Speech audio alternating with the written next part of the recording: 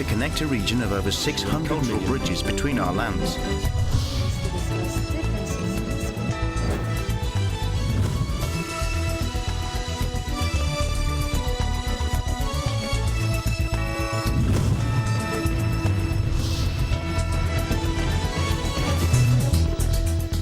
Good evening, I'm Alma Angeles. You're watching ASEAN in Focus on today's headlines.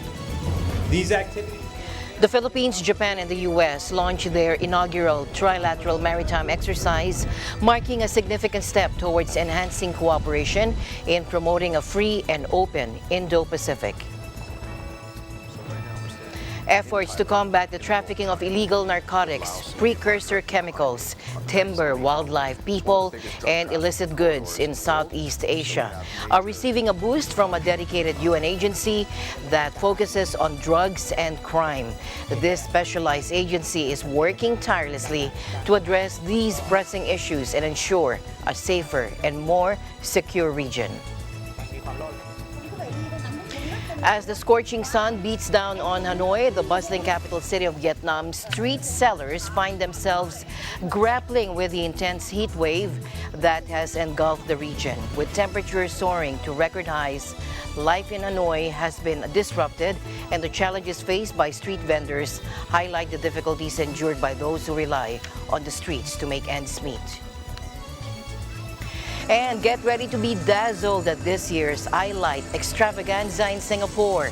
Prepare for an enlightening experience as the festival presents a remarkable lineup of 14 captivating installations, each more awe-inspiring than the last.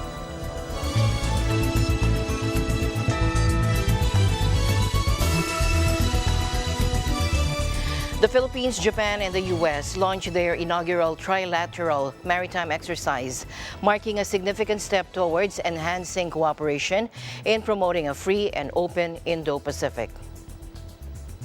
These activities will enhance interoperability and cooperative missions and operations, build greater connections, and assist our nations in promoting a free and open Indo-Pacific region for all who depend on it. The United States and the United States Coast Guard are committed to our allies and partners in this region. We are proud of our persistent presence in the Indo-Pacific and our dependability as a trusted partner.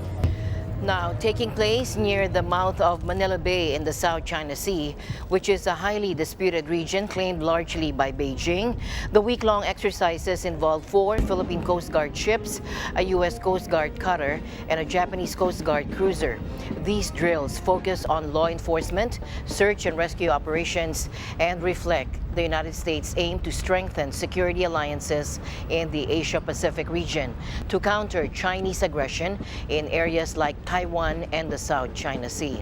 In recent developments, Manila and Washington have agreed to resume joint maritime patrols in the contested waters and have reached an agreement allowing U.S. troops access to 4 additional military bases in the Philippines. Furthermore, Tokyo and Manila are engaged in preliminary discussions regarding a crucial defense pact that would enable the deployment of troops on each other's territories for training and other collaborative operations. Japan places considerable emphasis in supporting the area of maritime security. As a maritime nation, Japan has a stake to uphold and protect a rule-based maritime order. Hence, modernizing PCG facilities and equipment, as well as supporting its human resource development, is at the forefront of Japan's long-standing initiative. It was the joint proposal from the U.S. and Japan to hold this trilateral exercise, as confirmed by Armando Balilo, the Philippine Coast Guard spokesman. This is an exercise between 3 Coast Guard agencies. At the end of the day, this is because our job demands that we enhance our capability on search and rescue and maritime law enforcement. So this has nothing to do with the issues on the West Philippine Sea. Both the U.S. and Japan are significant suppliers of vessels utilized by the Philippine Coast Guard and Navy to conduct patrols in the waters surrounding the archipelago. Beijing claims sovereignty over almost the entire South China Sea, ignoring an international court ruling that its assertion has no legal basis. Now, during a visit to Tokyo, Secretary of Defense Lloyd Austin III and Japanese Defense Minister Yasukazu Hamada discussed the practical implementation of agreements aimed at strengthening the alliance between the U.S. and Japan. They emphasized the importance of deepening cooperation between the two nations. Take a look. 進化させることの重要性を確認しました。 In addition, based on the severe and complex security environment, we confirmed the importance to deepen cooperation not only between Japan and the United States, but also with Republic of Korea, Australia, and ASEAN countries. Now, this is a consequential time for our alliance. We are deeply concerned by the PRC's coercive behavior and its attempts to undermine the rules-based international order. And meanwhile, Russia continues to wage its cruel and unprovoked war of choice against Ukraine. We appreciate Japan's assistance to Ukraine and your leadership in opposing any attempts to change the status quo by force. As we face these shared challenges, I am here to reaffirm America's unwavering commitment to Japan. This includes extended deterrence, provided by the full range of U.S. conventional and nuclear capabilities. Together, we will ensure that our alliance remains the cornerstone of peace and security in the Indo-Pacific and beyond. I'm also encouraged by the important work that we're doing with our like-minded allies and partners, including Australia, the Republic of Korea, India, and the Philippines. And I look forward to deepening our multilateral security cooperation during our upcoming meetings in Singapore. Now, Austin's itinerary also includes a trip to Singapore, where he will attend the Shangri-La Dialogue and engage with defense ministers from various countries in the Indo-Pacific region. However, it's worth noting also that the Chinese defense minister declined Austin's request for a meeting.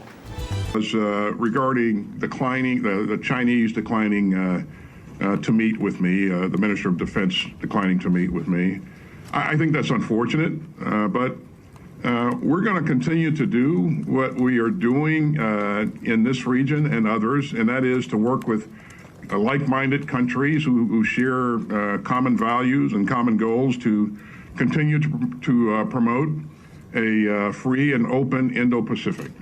And again, you've heard me talk a number of times about the importance of countries with significant capabilities being able to talk to each other, so you can manage crises and prevent things from spiraling out of control unnecessarily. And as we take a look at some of the things that China is doing in the international airspace in the region and the international waterways, the provocative intercepts of our aircraft and also our allies' aircraft, that's very concerning, and we would hope that they would alter their actions. But since they haven't yet, I'm concerned about at some point having an incident that could very, very quickly spiral out of control. In tonight's other news, a top Chinese intelligence official recently paid a visit to Myanmar, and this visit was reported by Myanmar state media on Wednesday. This is not the first time Beijing has sent a high-profile delegation to its ally Myanmar, which has faced international isolation. Now, Myanmar has been in a state of turmoil since a coup took place in 2021. And this event triggered clashes between the junta and ethnic rebels, leading to the formation of numerous People's Defense Forces that are currently battling the junta. Against this backdrop, the visit by Major General Yang, who serves as the Acting Director General of the Intelligence Bureau of the Joint Staff Department of China's Central Military Commission, holds significance. It marks the first publicly reported visit by a military official from China since the coup occurred. During the meeting, General Yang and Vice Senior General So Win, the junta's number 2 official, discussed cooperation between the two armies and explored opportunities for collaboration in peace, tranquility, and development programs for border areas. It's important to mention that while many countries have distanced themselves from the Myanmar junta due to its violent crackdown on dissent, China has maintained its ties with the regime. In fact, Myanmar's military has imported a significant amount of arms and equipment worth around $267 million from China since it took power. These imports include items from state-owned entities, as reported by Tom Andrews, the UN Special Rapporteur on Human Rights in Myanmar. Furthermore, China's ambitious Belt and Road Infrastructure Initiative includes various projects that are set to run through northern Myanmar, and these projects aim to connect China's Yunnan province, which is landlocked, to the Indian Ocean. Analysts also suggest that China supports and arms several ethnic rebel groups along its border with Myanmar. Some of these groups have clashed with the Myanmar military after the coup, and in March, a coalition of China-backed rebels even appealed for Beijing's assistance in resolving the crisis. Southeast Asia is combating the trafficking of illegal narcotics, precursor chemicals, timber and wildlife, people, and illicit goods with the assistance of the UN Office on Drugs and Crime, or UNODC, a specialized UN agency dedicated to addressing these issues. Taking the lead in this effort is Jeremy Douglas, who serves as the regional representative of UNODC for Southeast Asia and the Pacific. Let's listen in. So right now we're standing in Thailand, in the Golden Triangle, with Laos and Myanmar directly behind me on the banks of the Mekong. It's one of the biggest drug trafficking corridors in the world.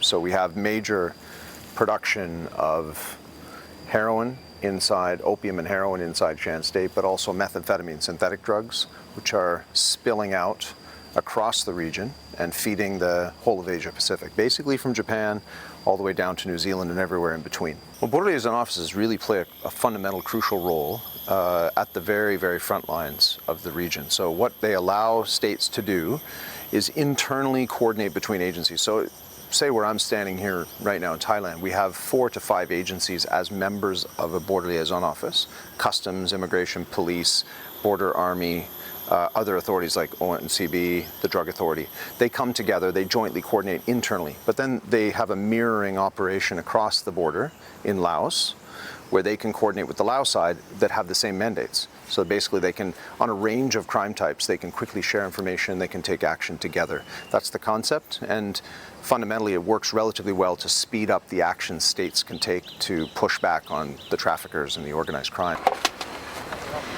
As part of their regular patrols, the Royal Thai Navy Mekong Riverine Unit operates along the Mekong River in the vicinity of Chiang Saen, a border town located in northern Thailand. As they navigate the river, they have Laos to their right, where they observe the emergence of colossal construction projects that are being funded by foreign investments, gradually transforming the once lush undergrowth along the riverbank. On the other side to their left lie the dense jungles of Myanmar. With their spirits high, the crew aboard the Thai boat is relishing a recent achievement. They successfully seized a staggering 6.4 million pills of the illicit synthetic drug methamphetamine, locally known as yaba. This banned substance is notorious for its highly addictive properties, and the confiscation marks a significant victory in their ongoing efforts to combat drug trafficking in the region. ท้าทายคือแม่น้ำโขงโดยเฉพาะไทยกับลาวครับก็คือความท้าทายคือเรายังไม่มีการแบ่งเขตแดนกันอย่างชัดเจนดังนั้นการทำงานเนี่ยมันก็ทำให้อำนาจความเป็นเจ้าที่รัฐบางทีมันมีความล่อแหลมที่จะไปกระทำให้มันเกิดความขัดแย้งกันได้ On the Laos side of the Mekong River, border authorities at Wai Chai are celebrating their own significant seizure of drugs the previous night based on intelligence. A military land patrol caught drug mules carrying 500 kilograms of crystal meth, an illegal stimulant drug that is smoked or injected. ส่วนร่วมในการจับกลุ่มยาเสพติดนำแผนกปราบปรามยาเสพติดเนาะแล้วก็ทางตม.พวกเขาก็มีส่วนร่วมในการประสานงานระหว่างประเทศเช่นว่าด้านเขาก็สามารถประสานงานกับด้านเสียงคล้องนะด้านกฎคนเข้าเมืองเสียงคล้องและก็ทางอำเภอเสียงคล้องในการปราบปรามยาเสพติดข้ามแดนและก็ สกัดกั้นการอาชญากรรมข้ามชาติและก็สกัดกั้นการลักลอบเข้าเมืองผิดกฎหมาย The previous month, 7.1 million methamphetamine pills had also been seized in the same area. Since 1999, UNODC has supported the establishment of over 120 border liaison offices in Cambodia, China, Indonesia, Laos, PDR, Myanmar, Thailand, and Vietnam, with an estimated 3,000 officers working across the region. A recent report from the UN warns of escalating acute food insecurity in 18 hotspots across 22 countries. The report, titled Hunger Hotspots FAOWFP, Early Warnings on Acute Food Insecurity, calls for immediate humanitarian action to prevent starvation and save lives. Take a look. Within West and Central Africa, we have a particular concern for the conflict-affected areas in Burkina and in Mali, where we have 45,000 people that are facing catastrophic levels of hunger. The worrisome part is also that now we see the conflict in the Sahel spreading to the southern countries in the Gulf of Guinea area. And for example, we have already 27,000 people that have left Burkina Faso, and they have arrived in the northern part of Togo. Burkina Faso, Haiti, Mali, Sudan, Afghanistan, Nigeria, Somalia, South Sudan, and Yemen are identified as the highest alert level countries. Central African Republic, Democratic Republic of the Congo, Ethiopia, Kenya, Pakistan, Syria, and Myanmar also face significant concerns. The report highlights potential spillover effects of the Sudan crisis and the risk of extreme weather events due to El Nino in Central America. Urgent responses and international coordination are crucial to address the food crisis. In tonight's Southern News, President Marcos Jr. highlighted the need for the government to step up its efforts in achieving the country's rice self-sufficiency target of 97.4%. During an interview in Pasay City, the president mentioned that he recently organized a meeting at the National Irrigation Administration's Convention Hall in Quezon City, and the purpose of the meeting was to bring together various stakeholders from the rice industry and discuss initiatives related to consolidation and digitalization with the aim of enhancing the rice sector. Take a look. This is ang aming ginawang target is 97.4, call it 97.5% self-sufficiency by 2028. By 97% is sufficient. You do not have to really go to 100% kasi yung 3% iba yung mga mga niche products, yung mga organic, yung mga special na grain, Japanese rice, yung mga ganun. Yun hindi na natin kailangan i-provide yun. Pero at 97%, masasabi na natin, mapapakain na natin lahat ng ating kababayan ng may sapat na bigas na supply. So that's what we talked about. President Marcos mentioned that one of the key features of the new roadmap is the consolidation of farmlands, which aims to improve the efficiency of farm mechanization. We talked about the consolidation of the farmers. Dahil ang unang hakbang na kailangan natin gawin para magkaroon ng increased production at saka ibaba ang presyo ng produksyon ay kailangan i-mechanize. Hindi ka makapag-mechanize kung ang inaararo mo is only 0.6 hectares. Ganun kuminsan, ganun lang yung lupa. So, siguro, kuliglig lang ang pwede mong gamitin. Hindi mo pwedeng gamitin yung tractor na malalaki, which is very efficient. They can harvest 40 hectares in a day. So these are the kinds of things that we were talking about. President Marcos also further highlighted the government's plan to attract and train more young Filipino farmers in utilizing agricultural technologies. Also the digitalization, so that we provide good data to our farmers, the farmer leaders, and mga cooperatives. So we are trying to consolidate the farms so that we can take full advantage of the economies of scale of the new technologies. Napag-usapan din natin, speaking of new technologies, is bringing down the average age of the Filipino farmer. And to do that, again, we engage them with new technologies because they will be the ones who will operate those systems, those new technological systems. And that will make it interesting for young people to come into the sectors. This gathering at the NIA office took place shortly after a courtesy visit from executives of the Thai conglomerate Sharawen Pokpan Brand or Pokpan Group or CP Group to Malacanang Palace in Manila. During the meeting, the CP Group expressed their keen interest in investing approximately $2.5 billion to provide a significant boost to the Philippines' agriculture sector. In scorching temperatures, Vu Thi Puang maneuvers through the street of Hanoi, selling coffee, lime juice, and ice from her trolley. She, along with thousands of other street vendors, predominantly women, have no choice but to brave the heat waves that have been sweeping through northern Vietnam in recent weeks. Take a look. Mình vẫn cứ phải đi thôi, lắm lúc muốn ngất ra đường luôn, quá nắng. Em tính cứ đi giữa đường kia thì nó phải ở đây nó khoảng 38 độ thì giữa đường nó phải 40 mấy độ. With global warming exacerbating extreme weather events, Vietnam is just one among several countries in South and Southeast Asia experiencing record-breaking temperatures in early May.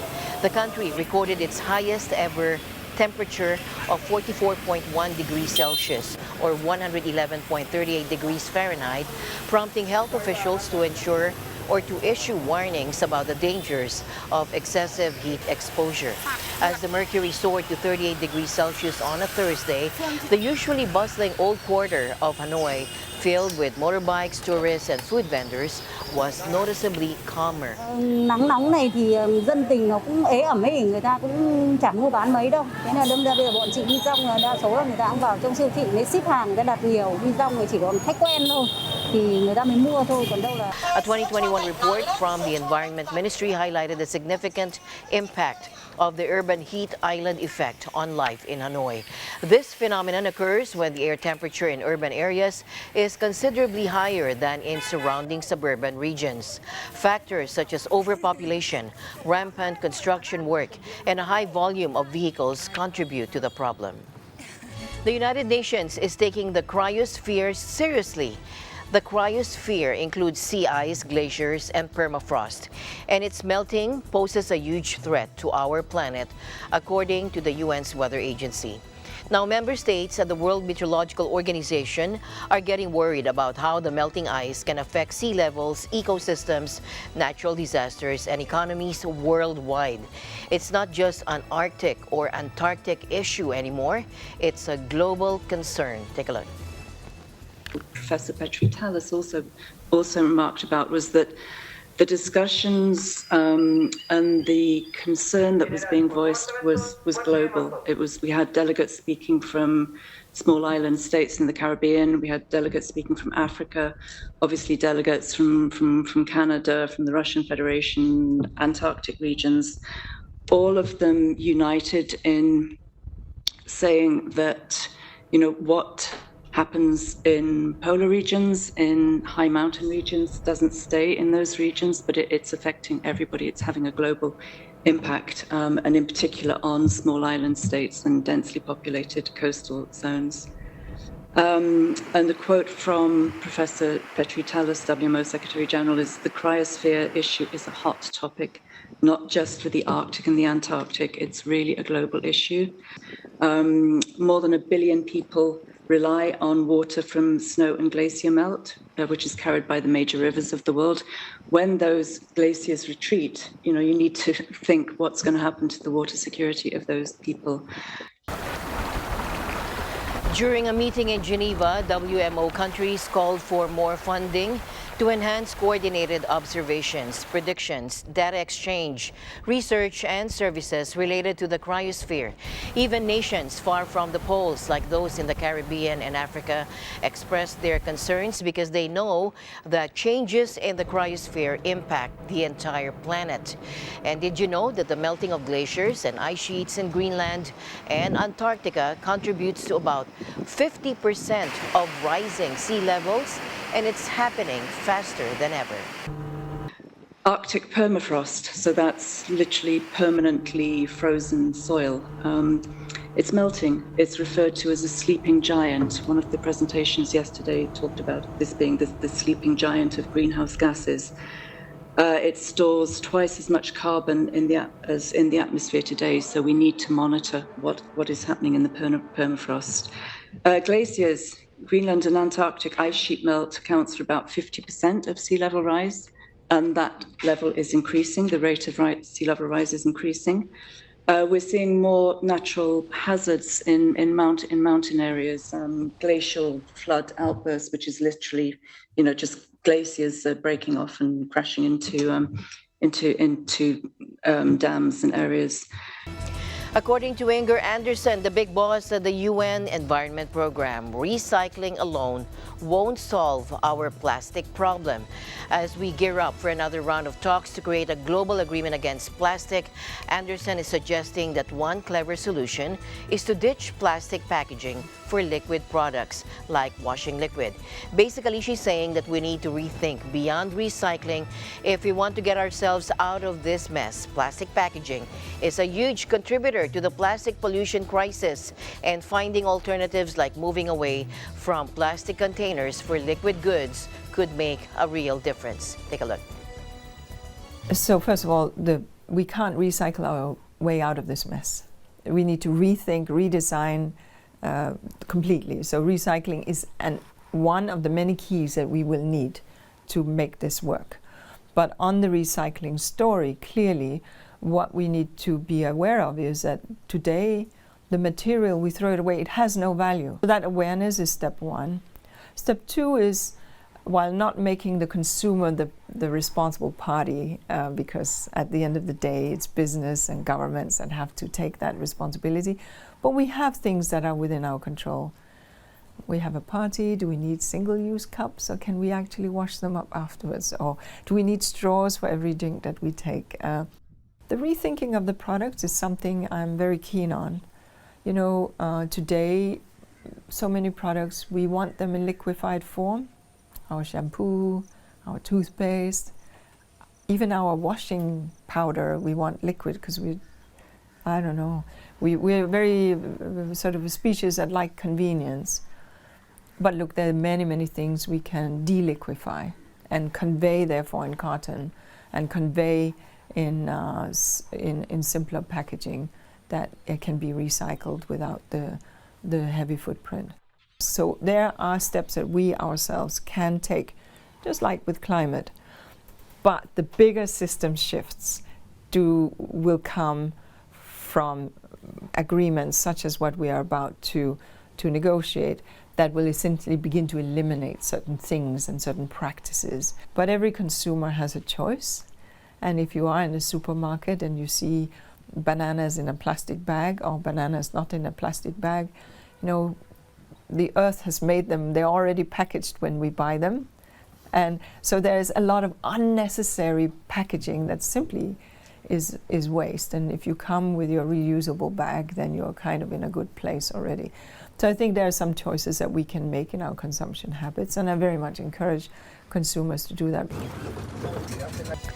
And finally, get ready for an illuminating experience at this year's Light Extravaganza in Singapore. With the exciting theme, A New Wave, the festival boasts of 14 captivating installations that will surely leave you in awe. One of the highlights is Glacier Dreams, an impressive projection created by renowned Turkish-American media artist Refik Anadol, showcased on the Art Science Museum's facade at Marina Bay Sands. Using cutting-edge artificial intelligence, the artwork translates visual data of the world's glaciers into compelling narratives, aiming to raise awareness about the pressing issues of rising sea levels and climate change.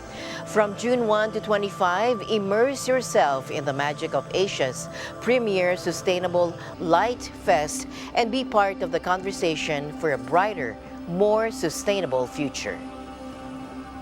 I've been coming for all the years, and I feel this year is the best because it has many lights and it's more beautiful this year, and especially this one behind me. It has, as you can see, it's inflatable with many different colors, and I feel like it tells me a story.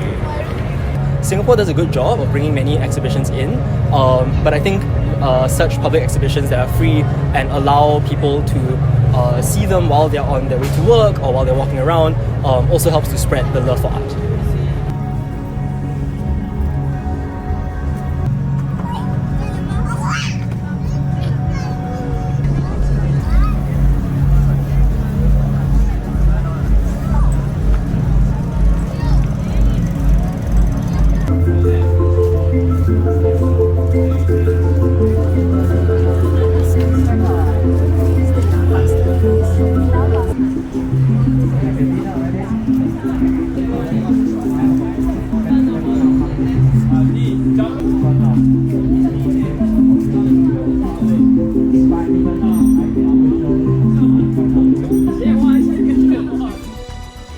As my usual habit, I'd like to end the day on a positive note. Let's encourage and build each other up so that no one is left behind. And that's it for tonight's broadcast. I'm Alma Angeles. Stay in the news because we live in extraordinary times. Good night.